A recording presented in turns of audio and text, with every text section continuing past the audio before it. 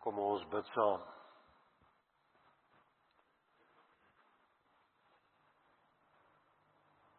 Ons Vader in die hemel, ja, uit U en deur U en tot U is alle dinge. Aan U kom toe die heerlikheid van ewigheid tot ewigheid. Ja, niks of niemand op hierdie aarde kan U raad gee nie. Want U is die alwyse God.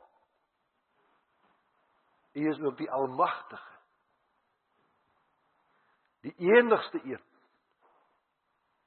voor wie elke knie moet buig, en elke tong moet bely dat U God is. En U is ook ons Vader, in ons Here Jesus Christus. En vanmôre wil ons opnuut weer U loof en U prys dat U hom gegee het, as offer vir ons sonde. Maar ook prys ons U, dat ons Here Jesus opgestaan het uit die dood en die graf oorwin het. En dat ons daarom die verwagting mag hê, dat ons U eendag van aangesig tot aangesig sal sien. Want U is 'n getroue God. U het beloof, U sal ons op die pad bewaar, totdat ons eendag ons kop neerlê. En dan gee U vir ons die belofte, dat ons net soos ons Here Jesus ook sal opstaan, as Hy weer kom. Vader, ons dank U vir hierdie heerlike belofte. En ons dank U dat ons vanmôre weer hier mag saam wees, om dit in gedenken te vier. Ja, ons hoef nie meer bang te wees vir die dood nie. Die verskrikking wat die dood mag inhou, het ons Here Jesus vir ons weggeneem. En ons mag reeds deel wees van die ewige lewe wat U vir ons skenk, deur ons Here Jesus Christus. En daarvoor dank ons U. En ons dank U dat ons hier mag saam wees, om mekaar daaraan te herinner, dat ons aan U behoort. Vader, wil U vir ons seën, hier waar ons saam is, as ons U woord oordink, gee dat U woord ons sal bemoedig en ons sal versterk. En gee, o Vader, dat ons meer en meer met vreugde en met blydskap sal leef. Ja, dat ons blymoedige mense sal wees, omdat ons een koning het, wat koning is van die heelal, aan U regterhand, vanwaar ons Here Jesus ons regeer, deur U woord en deur U Gees. Wil U nou ook in ons harte deur U woord werk, deur U Gees werk, dat ons meer en meer verander sal word, dat ons die gesindheid van ons Here Jesus Christus kan uitstraal. Ja, gee vir ons sy gesindheid, dat ons ook in ons lewens die kwaad sal oorwin deur die goeie. En dink in besonder aan hulle, o Vader, wat in hierdie dae worstel met twyfel, met die verlies van geliefdes, met siekte, met bekommernis. Ja, U ken ons elkeen se omstandighede. En dit lê ons voor U met die vertroue dat U alles vir ons ten goeie sal beskik. Dit bid ons van U. Alleen maar in die naam van ons Here Jesus Christus. Amen.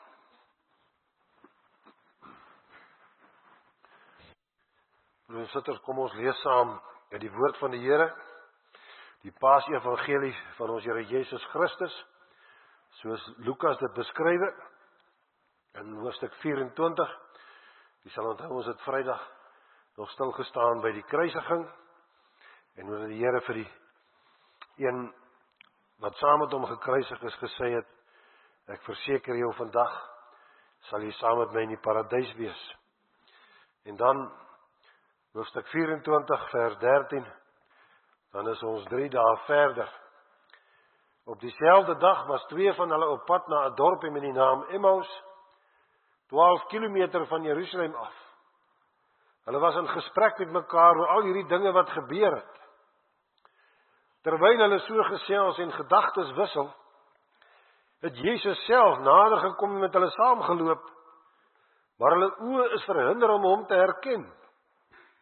Hy vra hulle toe, wat is dit wat julle so ernstig met mekaar loop en bespreek? Met somber gesigte gaan hulle staan, en een van hulle met die naam Kleopas antwoord hom, is u dan die enigste vreemdeling in Jerusalem, dat u nie weet van die dinge wat die afgelope dae daar gebeur het nie? Hy vra vir hulle, watter dinge? Hulle antwoord hom, die dinge in verband met Jesus van Nasaret, 'n profeet, wat magtig was in woord en daad voor God en die hele volk, en hoe ons priesterhoofde en lede van ons raad hom oorgelewer het om ter dood veroordeel te word, en hom gekruisig het. Ons het so gehoop dat dit hy is wat Israel sou verlos. Maar boonop is dit vandag al die 3de dag vandat die dinge gebeur het. En nou het 'n paar vroue uit ons kring ons ook nog ontstel. Hulle was vanmôre vroeg by die graf en kon sy liggaam nie kry nie. Hulle het kom vertel dat hulle 'n verskyning gesien het van engele wat gesê het hy lewe. Sommige van ons mense het ook na die graf toe gegaan en dit net so gekry soos die vroue gesê het, maar hom het hulle nie gesien nie. Toe sê hy vir hulle, wat 'n gebrek aan begrip en wat 'n traagheid van gees. Glo julle dan nie al die dinge wat die profete gesê het nie? Moes die Christus nie hierdie dinge ly om in sy heerlikheid in te gaan nie?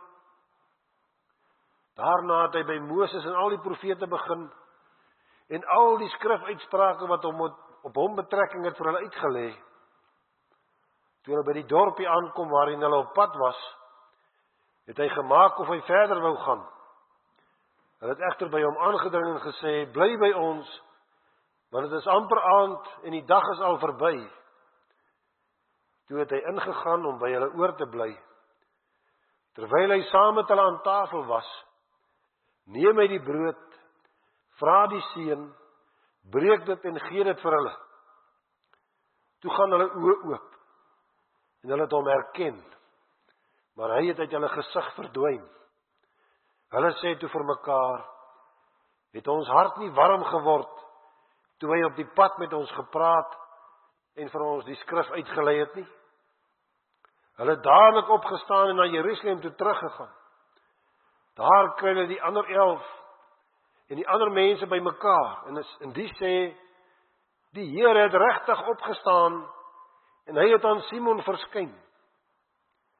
Toe vertel hulle wat op die pad gebeur het en hoe hy aan hulle bekend geword het toe hy die brood gebreek het. Die kernverse, broers en susters, is vers 13 tot 15. Op dieselfde dag was 2 van hulle op pad na 'n dorpie met die naam Emmaus, 12 kilometer van Jerusalem af. Hulle was in gesprek met mekaar oor al hierdie dinge wat gebeur het. Terwyl hulle so gesels en gedagtes wissel, het Jesus self nader gekom en met hulle saamgeloop. Broers en susters en kinders, dis 3 dae dat die drama in Jerusalem al afgespeel het. Die gemoedere het al effens begin bedaar. Die stad Jerusalem is besig om terug te keer na die gewone gang van sake. En die opskudding van Vrydag is besig om te vervaag. Maar hier op die pad na Emmaus loop 2 mense wat diep ontsteld is. In hulle gemoed is daar twyfel. Daar's verwarring. Daar's 'n donkerheid. Want die Here wat hulle gedien het, die profeet wat soveel wonderwerke gedoen het, die profeet wat so mooi gepreek het, wat die mense met soveel gesag geleer het, hulle het so gehoop dat dit hy is wat Israel gaan verlos, en nou is hy dood. En is vandag al die 3de dag dat hy dood is. Alles waarop hierdie 2 mense hulle hoop gestel het, is nou daarmee heen. Hulle gaan nou maar weg uit Jerusalem, weg van die plek waar hulle Here gesterf het, want daar is vir hulle niks meer oor nie. Uit die Jode se oogpunt lyk die prentjie heel anders. Dit is fees in Jerusalem. Die belangrikste fees van die jaar, naamlik Paasfees. En nou weet ons, die Jode het van oral gekom om fees te vier. En van die Jode se kant af sou hulle kon sê, hierdie oproermaker, hierdie Jesus wat gesê het, hy is die Seun van God. Hy wat gesê het, hy sal die tempel afbreek en in 3 dae weer opbou. Hy is gekruisig. En nou dat hy uit die pad uit is, kan die Jode rustig verder fees vier. Maar hierdie 2 mense op pad na Emmaus, en hulle gemoed is alles behalwe vreugde. Hulle is op pad huis toe. Hulle hoop, hulle geloof in Jesus van Nasaret. Hulle verwagtings is so diep teleurgestel. En dan terwyl hulle so saamloop, kom daar 'n vreemdeling. En hy loop saam met hulle. En hierdie vreemdeling vra vir hulle, wat is dit wat julle so ernstig met mekaar loop en bespreek? En dan gaan Kleopas staan, en hy sê, as u die enigste vreemdeling in Jerusalem, dat u nie weet van die dinge wat in hierdie dae daar gebeur het. En as hy dan vra watter dinge, dan begin hulle vertel van die twyfel in hulle gemoed. Hulle sê, Jesus van Nasaret was 'n profeet. Hy was magtig in woord en daad, voor God en die hele volk. Hy het so kragtig verkondig, dat die koninkryk van God naby gekom het. Hy het soveel wonderwerke gedoen. Hy het blindes se oë genees. Hy het dowes se ore laat hoor, hy het krepeles laat loop. Hy het selfs mense opgewek uit die dood. Maar nou het ons priesterhoofde en die lede van ons raad het hom oorgelewer en hulle het hom gekruisig. En nou is hy dood. En ons het so gehoop dat dit hy is wat Israel gaan verlos. En boonop is dit al vandag die 3de dag vandat hierdie dinge gebeur het. En dan sê hierdie 2 mense ook, daar was vroue uit hulle kring, wat hulle verder ontstel het. Die vroue was vanmôre vroeg by die graf, hulle wou die liggaam gaan balsem, maar sy liggaam was nie daar nie. Nou sê sommige, hy het opgestaan, hy leef. En ons weet nie of ons hulle moet glo nie. En dan praat hierdie vreemdeling weer. En hy lê vir hulle die skrifte uit. Alles wat op hom betrekking het. En dan baie belangrik, broers en susters, moet ons dit raak lees hier. Dis die eerste keer dat die Here Jesus na homself verwys as die Christus. Tot hiertoe het hy gepraat van homself as die seun van die mens. Maar hier praat hy van homself as die Christus. En hy doen dit juis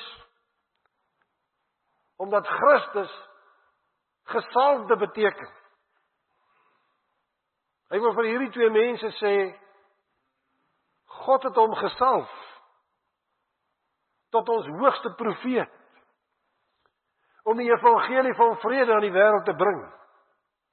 God het hom gesalf tot ons enigste hoëpriester, om sy liggaam op Golgotha te offer, en nou gaan hy intree by die Vader vir elkeen wat in hom glo.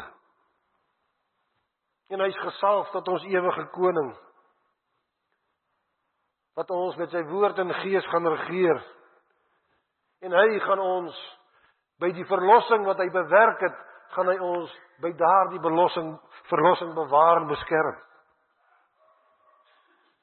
En is hierdie opdrag wat hy nou uitgevoer het, wat nou volbring is. En is al hierdie dinge wat hy nou vir hierdie twee mense op pad na Emmaus uitlê. En dan lees ons, as hulle by die dorpie kom, dan maak die Here Jesus of hy wil verder gaan. En dan dring hulle by hom aan om by hulle tuis te gaan. En dan eet hy saam met hulle. En net soos op die vooraand van sy kruisiging, neem hy die brood, hy vra die seën, hy breek dit en hy gee dit vir hulle. Dan is hy weer die gasheer. En dit moes iets by hulle wakker gemaak het. Die Heilige Gees het daar die herinnering in hulle geroer. Maar nou is dit anders. Hy gee nou vir hulle meer as net brood. Saam met die brood, lees ons, gee hy vir hulle oë wat hom herken. En as hulle hom herken, dan sê hy, het ons hart nie warm geword, toe hy op die pad met ons gepraat het, en vir ons die skrif uitgelei het nie. Ja, hulle hart het warm geword, want die Here Jesus het gekom om hulle twyfel weg te neem, om hulle teleurstelling weg te neem, om vir hulle onwrikbaar te toon dat hy leef. Want ons moet besef, broers en susters, van ons is dit 'n bietjie makliker om te glo. Ons leef al jare daarmee saam, die Here Jesus het opgestaan. Want daardie mense, vir hulle was dit iets wat hulle amper nie kon glo nie. En nou sê die Here vir hulle, hier is ek in lewende lywe. Die graf is leeg. Dis waarom die vroue nie my liggaam kon kry vanoggend. Dis asof die Here Jesus vir hulle sê, die profeet waarvan julle praat, was nie magtig in woord en daad nie. Hy is dit nog steeds. En hy sal dit bly tot in ewigheid. Want hy lewe. En dan gebeur, broers en susters, hierdie twee mense, hulle staan dadelik op, en hulle loop terug Jerusalem toe 12 kilometer. As hulle hierdie wonderlike nuus besef, en besef die Here Jesus leef, dan is 12 kilometer soos 'n paar tree. En as hulle dan met die disippels in Jerusalem kom, dan sê hulle vir hulle, die Here het regtig opgestaan. Hy het aan Simon verskyn. En dan vertel hulle wat met hulle gebeur het. Ek dink nie, broers en susters, ons sal ons ooit kan voorstel die blydskap, die vreugde waarmee hulle daar die 12 kilometer teruggehardloop het Jerusalem toe nie. Om te besef, die Here leef, hy het waarlik opgestaan. Alle twyfel is weg, alle teleurstelling is weg. Hulle het nou weer hoop.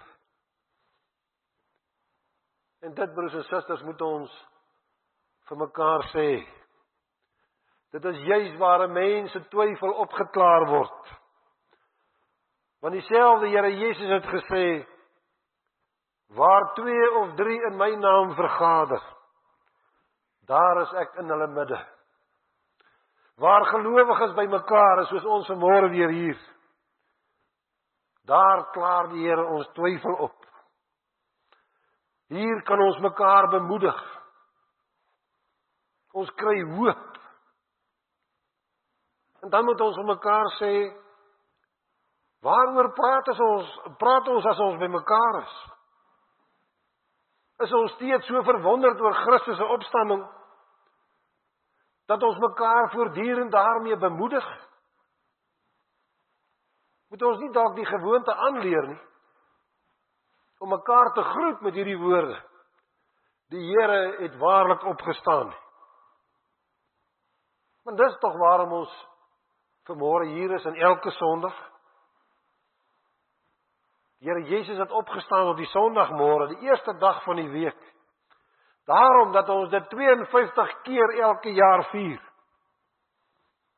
Ons verwondering mag nooit ophou nie. Want wat beteken Christus se opstanding vir ons?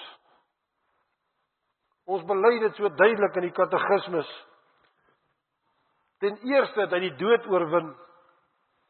En daarom hoef ons nooit weer bang te wees vir die dood nie. Want hy het alle vrees oorwin. En ten tweede word ons deur sy krag opgewek tot 'n nuwe lewe. Ons het 'n nuwe geleentheid ontvang om te leef. En ons lewe met vreugde en blydskap, omdat ons Here Jesus ons bewaar en ons beskerm. En ten derde is sy opstanding die waarborg dat ons ook eendag uit die dood sal opstaan.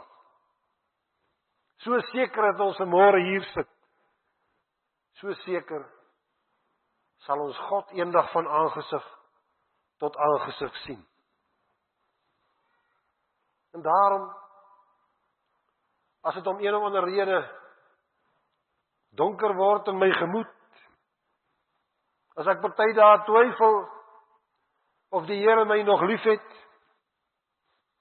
as die onsekerhede van hierdie wêreld dreig om my onder te kry, as ons wonder, wat gaan word van die oorlog in die Midde-Ooste?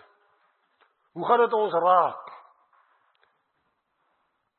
Dan moet ons weet, Christus het opgestaan, hy is die lewende Here, en hy gee vir my 'n lewende hoop, sê Petrus, op 'n onverganklike, onbesmette en onverwelklike erfenis, wat hy vir ons in bewaring hou.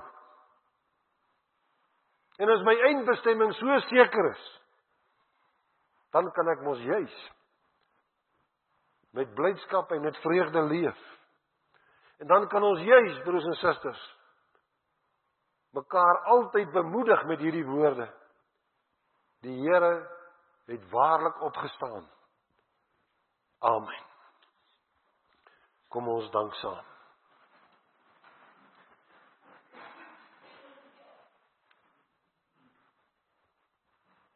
Ons Vader in die hemel, ja, hoe wonderlik die waarheid van ons Here Jesus se opstanding. Ja, dit neem alle twyfel weg. Dit neem alle donkerheid weg. En gee vir ons daardie sekerheid, dat niks of niemand ons uit die hand kan ruk nie. En daarvoor dank ons U. En ons bid U, o Vader, waar ons maar swakke mense is, waar ons so dikwels geneig is om te twyfel, waar die bekommernisse van hierdie lewe partykeer dreig om ons onder te kry, bid ons U, o Vader, dat U telkens ons gemoed sal verlig, ons gees sal oprig, met die waarheid van U woord, dat ons Here Jesus die dood en die bose oorwin het. Bewaar ons in hierdie waarheid, alleen in Sy naam. Amen.